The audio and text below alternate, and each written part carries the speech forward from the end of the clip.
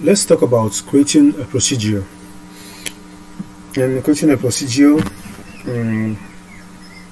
just like I said before, either you create a view of procedure and save your block of codes inside the database management studio instead of creating it just as a document or text file in your system. We start by create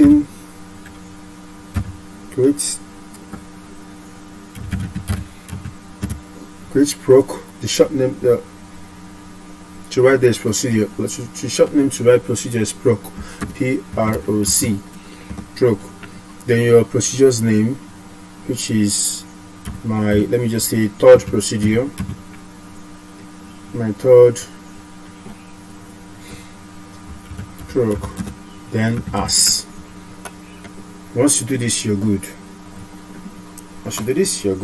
And mind you, proc accepts the order by clause. And let's execute this first.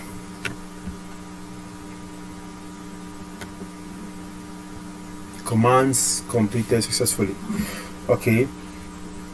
Also, I have to go back to the view, delete, and activate the IntelliSense by refreshing the local cache, so that the system will realize that this procedure has been created in the system. Okay. And one more thing. Let me close this. But before I close this, this procedure allows 2 or more block of codes other than on live view. So you can say select 3 plus 3.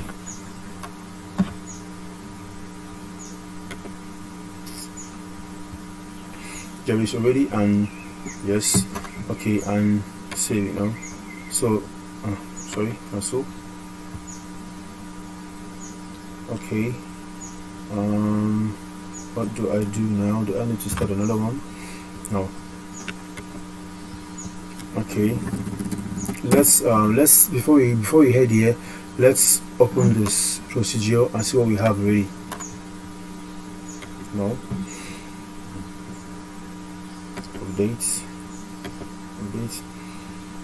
We can see the procedures in the programmability section. We open here, stored procedures.